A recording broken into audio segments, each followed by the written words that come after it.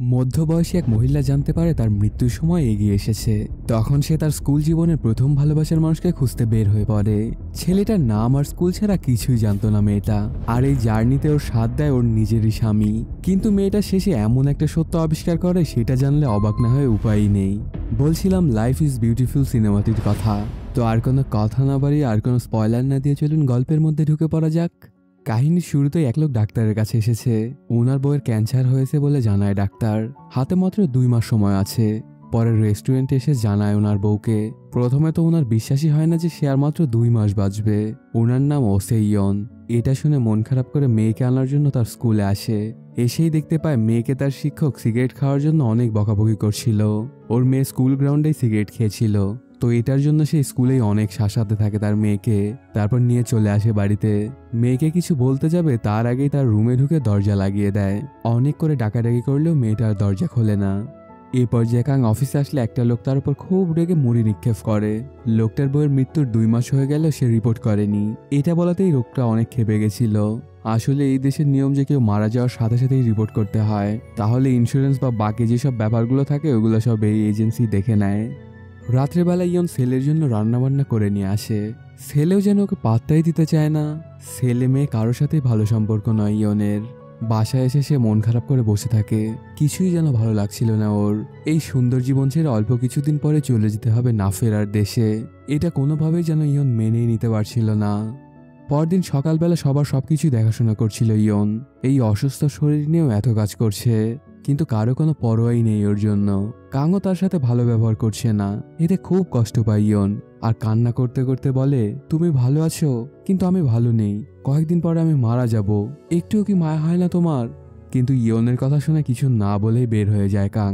দরজার বাহিরে গিয়ে তার চেহারাও চিন্তার ছাপ দেখা যায়। আজ ইয়নের জন্মদিন। সন্ধ্যার দিকে মেয়েকে ফুল আনা দেখে অনেক খুশি হয়ে যায়, মনে করে যে তার জন্য এনেছে। কিন্তু মেয়ে তো ওর জন্য ফুল আনেনি। এটাতে অনেক কষ্ট পেয়ে যায় ইয়ন, আর গিয়ে বসে থাকে একা একাই। রাত্রেবেলা একটা লিস্ট করে যে সে মারা যাওয়ার আগে কি কি করতে চায়। ওই লিস্টের মধ্যে তার প্রথম প্রেমিকের সাথে দেখা করাও ছিল। তারপর রাত্রেবেলা কাং বাসায় আসলে ইয়ন তার ব্যাগ প্যাক করতে থাকে। সে ডিসাইড করেছে বাড়ি থেকে চলে যাবে। এইটা ওর শেষ জন্মদিন, আর এই জন্মদিনেও কেউ কোনো তার খোঁজই নিল না। আর অন্য কারো কথা বাদই দিলাম, তুমি তো খোঁজ নিতে পারতা। গিফট দেওয়া তো দূরের কথা, ভালোভাবে একটু বার্থডে উইশও করলাম না আমাকে। এর জন্য আমি ডিসাইড করেছি যে আমি আর এই বাড়িতে থাকবো না। পরে একটা ছবি দেখিয়ে বলে ও আমার প্রথম ভালোবাসা, ওর সাথেই দেখা করতে যাব আমি। কিন্তু কাং ওকে একদমই সিরিয়াসলি নেয় না।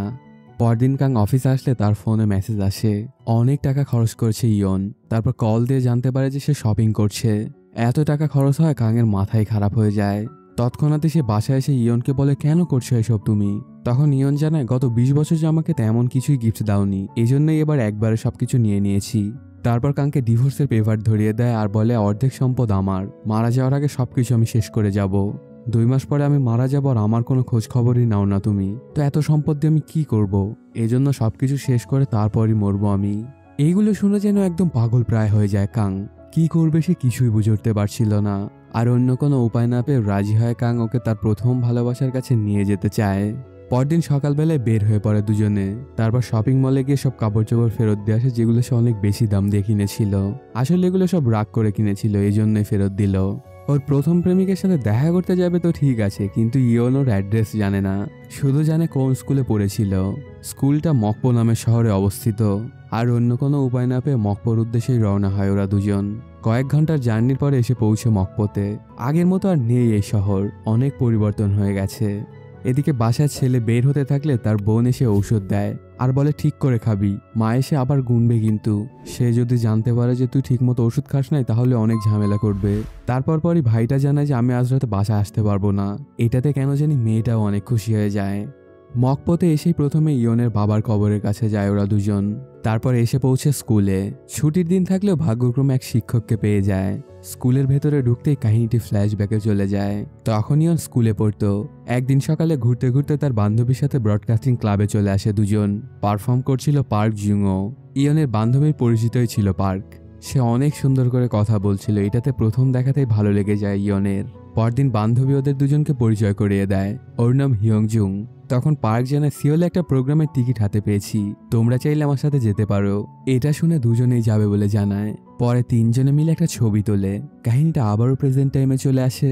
শিক্ষককে ছবিটা দেখালেও তেমন কোনো খোঁজ দেয় না, কারণ কারো পার্সোনাল ডাটা অন্য কাউকে দেয়া যাবে না। ইয়ন অনেক করে রিকোয়েস্ট করে, তারপরেও শিক্ষক দিতে নারাজ। এটাতে অনেক মন খারাপ করে চলে আসে ইয়ন। ঠিক তখনই ওর মনে পড়ে যায় পার্কের বাবার বন্ধুর কথা, যার একটা স্টুডিও ছিল, আর উনার ক্যামেরা দিয়েই ওই ছবিটা উঠিয়েছিল ওরা তিনজন। তারপর তাড়াহুড়া করে চলে আসে সেই স্টুডিওতে। ইয়ন পার্কদের সম্পর্কে জিজ্ঞেস করলে লোকটা একটা নাম্বার দেয়, কিন্তু এই নাম্বারটা বন্ধ ছিল। তখন লোকটা জানা এখান থেকে ওরা বুসানে গিয়েছিল, ওখানে শিপইয়ার্ডে কাজ করতো পার্কের বাবা। তো হয়তো ওখানে গেলে তোমরা ওকে খুঁজে পেতেও পারো। তো এটা শুনে বুসানের উদ্দেশ্যে বেরিয়ে পড়ে ওরা। যেতে যেতে রাস্তায় রাত হয়ে যায়। তারপর দুজনে একটা মোটেলে এসে পৌঁছে। শুয়ে শুয়ে চিন্তা করতে থাকলে আবারও ইয়নের পুরনো স্মৃতিগুলো মনে পড়ে যায়। সেদিন ইয়ন আর পার্ক সিওলে যাচ্ছিল, কোনো একটা সমস্যার কারণে বান্ধবী আসতে পারেনি। এসে পৌঁছে সেই জায়গায়, কিন্তু ওদের আসতে একটু দেরি হয়ে গেছিল। গার্ড ওদেরকে কোনোভাবেই ঢুকতে দেয় না। অনেক করে রিকোয়েস্ট করলেও কোনো লাভই হয় না। এটাতে দুজনেরই মন অনেক খারাপ হয়ে যায়। পরে দুজন মিলে ঘোরাঘুরি করে সিওলে। অন্য কোনো কাজও তো নেই ওদের। সারাদিনে ওদের যা যা ভালো লাগছিল সবকিছু করছিল ওরা। তারপর রাত্রেবেলা ইয়নকে বাসায় রেখে যায় পার্ক। দুজনের মধ্যে খুব একটা ভালো সম্পর্ক হয়ে যায় ওদের। কাহিনীটা আবারও প্রেজেন্ট টাইমে চলে আসে। শিপইয়ার্ডে এসে পৌঁছে ওরা দুজন। সেখানকার লোকজনকে পার্কের সম্পর্কে জিজ্ঞাসা তারা জানায় হ্যাঁ চিনেছি, ও তো এক টিভিতে রিপোর্টারের কাজ করতো। প্রথম ওরা এখানেই থাকতো, কিন্তু এখন আর এখানে থাকে না। ওই টিভি চ্যানেলটা আবার আরেক শহরে, যেটার নাম চিয়নজু। প্রথমে কাং একদমই যেতে চায় না, কারণ এত জায়গায় গিয়ে ওরা পার্কে খুঁজে পাচ্ছিল না। আর এখানে গিয়ে যে খুঁজে পাবে তার কোনো গ্যারান্টিও তো নেই। কিন্তু ওর ইচ্ছা না থাকা সত্ত্বেও ইয়নের অনেক জোরাজোরি করাতে বের হয়ে পড়ে। অনেকক্ষণ ধরে একটানা গাড়ি চালানোতে সমস্যা হচ্ছিল কাংয়ের। পরে ইয়ন গাড়ি চালাতে চাইলেও প্রথমে দিতে চায় না, কারণ কখনো রাস্তায় গাড়ি চালায়নি ইয়ন। যদিও তার ড্রাইভিং লাইসেন্স আছে, কিন্তু তার কখনো রোডে ওঠা হয়নি। অনেক চিন্তা ভাবনা করে পরে দেয় ওকে গাড়ি চালাতে। ওদের ছেলের স্বপ্ন সে গায়ক হবে, কিন্তু কাং চায় যে সে পড়াশোনা করে অনেক বড় কিছু হোক। এই জন্য তার লেখা সব গান পুড়িয়ে ফেলেছে, এমনকি তার গিটারটাও ভেঙে ফেলেছে কাং। তারপর ওকে অনেক রিকোয়েস্ট করে এবং বলে বাচ্চাদের সাথে এমন না করার জন্য।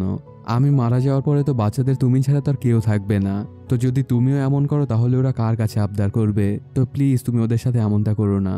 এগুলো বলতে বলতে এসে পৌঁছে সেই টিভি স্টেশনে। কিন্তু এখন আর পার্ক সেখানে কাজ করে না, আর তার কোনো ঠিকানাও জানে না কর্তৃপক্ষ। আর জানলেও বা তাদেরকে দিতে চায় না, কারণ এটা তো আইন বিরোধী। এগুলাতে একদম ভেঙে পড়ে ইয়ন। কি করবে সে কিছুই বুঝে উঠতে পারছিল না। পরে গুগলে পার্কের সম্পর্কে খোঁজ নিতে গিয়ে তার ফেসবুক প্রোফাইলটা পেয়ে যায়, যেটাতে কিছু সমুদ্রের ছবি দেখতে পায়। এটাতে সে বুঝে যায় যে হয়তো কোনো আইল্যান্ডে আছে। কিন্তু কাং এবার ওর সাথে একদমই যেতে চায় না, আর অনেক রাগারাগিও শুরু করে দেয়, কারণ পুরো কোরিয়ায় 2000-এরও বেশি আইল্যান্ড আছে। কিভাবে খুঁজবে তাকে এতগুলো আইল্যান্ডের মধ্যে? ঠিক তখনই ইয়নের মনে পড়ে একদিন পার্ক তাকে বেগিলদো আইল্যান্ড সম্পর্কে বলেছিল, সেখানে গেলেই পাবে, এটা ইয়নের বিশ্বাস। প্রথমে কাং ওর কথা শুনে অনেক রেগে যায়, কিন্তু পরে রাজি হয়ে যায় যাওয়ার জন্য। যেতে যেতে আবারও রাত হয়ে যাওয়ায় এসে পৌঁছে আরেক মোটেলে। ইয়ন চিন্তা করতে থাকলে হঠাৎই আরেকটা কাহিনী মনে পড়ে যায় ওর, যেখানে ওর বান্ধবী পার্কের সম্পর্কে অনেক বাজে মন্তব্য করে। সে বলে যে পার্ক একটা প্লেবয় টাইপের ছেলে, ও অনেক মেয়ের জীবন নষ্ট করেছে, তো তুমি আগেই সাবধান হয়ে যাও, ওর সাথে আর এগিয়ে না। তুমি আমার সবচেয়ে কাছের বান্ধবী, এই জন্যই তোমাকে আমি বলছি, অন্য কেউ হলে আমি কখনো এগুলো বলতাম না। এগুলো শুনে মন ভেঙে যায় ইয়নের। পরে পার্ক তার সাথে দেখা করতে আসলেও কোনো কথাই বলে না, আরো অনেক রাগও দেখায় ওর সাথে। সেখান থেকে পার্ক চলে যাওয়ার পরে এদিক দিয়ে একটা মেয়ে যাচ্ছিল, যার সাথে নাকি পার্ক চিট করেছিল বান্ধবীর কথা অনুযায়ী। তারপর গিয়ে ওদের সাথে কথা বলে ইয়ন, আর জানতে পারে যে বান্ধবী মিথ্যা কথা বলছিল। এগুলো শুনে অনেক রেগে যায় ইয়ন, আর পরদিন ক্যান্টিনে এসে তার সাথে অনেক রাগ দেখায়। বান্ধবী কোনো কিছু একটা বলতে যাচ্ছিল, কিন্তু কোনো কিছু শোনারই সময় নেই ইয়নের। এমনকি তার সাথে সে বন্ধুত্ব নষ্ট করে চলে আসে পার্কের খোঁজে, কিন্তু ততদিনে পার্কে শহর ছেড়ে চলে গিয়েছিল। অনেক খোঁজাখুঁজি করেও পায় না পার্ককে। এটাতে একদমই ভেঙে পড়ে ইয়ন। এদিকে রাত্রেবেলা ইয়নের মেয়ে ইয়োজিন একটা কনসার্টে আসে। হঠাৎই সে তার ভাইকে স্টেজে গান গাইতে দেখে। এটা দেখে সে অবাক হয়ে যায়, খুব সুন্দর গান গাইছিল ওর ভাই। গান গাইতে গাইতে স্টেজেই পড়ে যায় মিয়োজিন। পরে সাথে সাথে ডাক্তারের কাছে আনা হয় ওকে। ডাক্তারকে সব ওষুধ দেখায় ইয়োজিন, কিন্তু ডাক্তার ওকে অবাক করে দিয়ে বলে মিয়োজিনের কি ক্যান্সার হয়েছে নাকি? এটা তো ক্যান্সারের ওষুধ। এটা শুনে দুজনই চমকে ওঠে। তখন ওদের কারোই আর বুঝতে বাকি থাকে না যে মায়ের ক্যান্সার হয়েছে। তারপর বাসায় এসে মাকে কল দিয়ে দুজন খুব কান্নাকাটি করে। তারা কত খারাপ ব্যবহার করেছে মায়ের সাথে, আর এখন পৃথিবী থেকে চলে যাবে সে। মা ওদেরকে অনেক করে সান্ত্বনা দেয় যে কোনো চিন্তা করো না, আমি যাবো তো কি হয়েছে, তোমার বাবা তো থাকবে তোমাদের সাথে, আর আমি সবসময় উপর থেকে তোমাদের উপর নজর রাখবো। যদিও মা তাদেরকে সান্ত্বনা দিচ্ছিল, কিন্তু চোখের পানি সেও ধরে রাখতে পারছিল না। পরদিন সকালবেলা অনেক খোঁজাখুঁজি করে চলে আসে পার্কের বাড়িতে। তারপর ওর বোনের সাথে কথা হয়। স্কুলের নাম শুনে চিনে ফেলে ওর বোন। পার্ক তোমার কথা অনেক বলতো, কিন্তু কিছুদিন আগেই মারা গেছে পার্ক। তারপর একটা ছবি দেখায় আর বলে যে এটাই তুমি আর পার্ক, তাই না? কিন্তু আসলে ওই ছবিটা ছিল পার্ক আর তার বান্ধবী হিয়ংজুনের। আসলে পার্ক ইয়নের বান্ধবীকে ভালোবাসতো। তাকে প্রপোজ করার পরেও না করে দেয়, কারণ জুং জানতো ইয়ন পার্ককে অনেক ভালোবাসে, আর সে তার বান্ধবীর মন ভাঙতে পারবে না। পার্কে রেখে যাওয়া ওই চিঠিটা পড়ে কাং যেন হাসিতেই ফেটে পড়ে। তার বইয়ের প্রথম ভালোবাসা আসলে প্রেমই ছিল না। তারপর ইয়নকে সে অনেক জ্বালাতন করতে থাকে। সেখান থেকে আসার সময় হঠাৎই ইয়ন অসুস্থ হয়ে গেলে তাকে কাঁধে করে নিয়ে আসতে থাকে কাং। আস্তে আস্তে কাং বলতে থাকে, আমি ভালো নেই, তোমাকে বুঝতে দেই না, তাই তোমাকে ছাড়া আমি আমার জীবন তো কল্পনাই করতে পারি না। এতদিন একসাথে ছিলাম, আর তুমি এখন আমাকে ছেড়ে চলে যাবে, তাহলে আমি কি করে ভালো থাকতে পারি? এমনিতেই তুমি অনেক অসুস্থ, এই জন্যই তোমাকে আমি বুঝতে দেই না, কিন্তু আসলে আমিও ভালো নেই। পরদিন সকালবেলায় ওরা বাসায় চলে আসে। কাং চিন্তা করতে থাকে যে বইয়ের জন্য কি করা যায়, কি করলেও মৃত্যুর আগে শেষবারের মতো অনেক খুশি হয়ে যাবে। তো এটাতেও একটা পার্টির প্ল্যান করে বসে। কয়েকদিন পরের কথা, কাং ওই পার্টিটার আয়োজন করে ইয়নের জন্য। হিয়নজুকেও ইনভাইট করে। ওকে দেখেই অনেক খুশি হয়ে যায় ইয়ন। বান্ধবীকে সে কতই না ভুল বুঝেছিল, আর এতদিন পরে ভুল বুঝাবুঝি সমাপ্তি হয়ে ওদের আবার মিল হয়ে গেল। তারপর ওরা পার্টিতে এসে পৌঁছে। ইয়নের স্কুলে সবাইকে আমন্ত্রণ জানিয়েছে কাং। এদের সবাইকে দেখে ইয়ন তো অনেক খুশি হয়ে যায়। ওর যেন সেই স্কুলের পুরনো দিনগুলোর কথা মনে পড়ছিল তখন। তারপর সবাইকে ধন্যবাদ দিয়ে কাং বলা শুরু করে, আমার সাথে দেখা হওয়ার পর থেকে আজ পর্যন্ত আমার সাথে থাকার জন্য তোমাকে ধন্যবাদ। আর যদি তোমাকে আমি কোনো কষ্ট দিয়ে থাকি তাহলে আমাকে মাফ করে দিও। তুমি আমার সাদা কালো জীবনটাকে রঙিন করে দিয়েছিলে। তারপর ইয়ন স্টেজে এসে সবাইকে ধন্যবাদ দেওয়ার বলে, আমার যত শখ ছিল সব পূরণ হয়েছে, আর এটা সম্ভব হয়েছে শুধুমাত্র আমার হাজব্যান্ড কাংয়ের জন্য। ও আমাকে যেমনটা খুশি দিয়েছে এমন অন্য কেউ হলে হয়তো হতো না। ও আমাকে অনেক ভালোবাসে এবং আমার জন্য খুব কেয়ার করে, আর আমিও। আর কখনো যদি আমার ছেলে মেয়ের সাথে তোমাদের কারো দেখা হয় তবে নিজের বাচ্চার মতোই দেখো। শাসন করা লাগলে শাসন করো, আর না হলে করো আদর। এটা বলেই আবারও সবাইকে ধন্যবাদ দিয়ে কথা শেষ করে ইয়ন। তারপর সবাই মিলে অনেক মজা করতে থাকে। ইয়ন যেন একদম তার ছোটবেলাতেই চলে গেছে। এগুলোর জন্য যে সে কতটা খুশি সে কাউকে তবু এটা বলেও বোঝাতে পারছে না। কিছুদিন পরের কথা, মারা গেছে ইয়ন। এখন ইয়নের সব দায়িত্ব পালন করছে কাং, আর ইয়নের কথাই চিন্তা করে সবসময়ই। এতদিন একসাথে ছিল আর এখন ওর সাথে নেই, একদমই যেন মেনেই নিতে পারছিল না কাং। ইয়নের ছবির দিকে তাকিয়ে পাগলের মতো কথাও বলছিল সে, আর এর মাধ্যমে শেষও হয়ে যায় সিনেমাটি। এখন একটা কথা বলি, আমাদের পরিবারকে আমাদের সবারই উচিত অনেক ভালোবাসা। আসলে পরিবারের মানুষই তোমাকে সবচেয়ে বেশি ভালোবাসে, তো রিটার্নে তোমারও উচিত তোমার পরিবারকে অতটুকুই ভালোবাসা। কারণ কেউ যদি একবার না ফেরার দেশে চলে যায় ওকে আর হাজার খোঁজ খবর করেও পাবা না।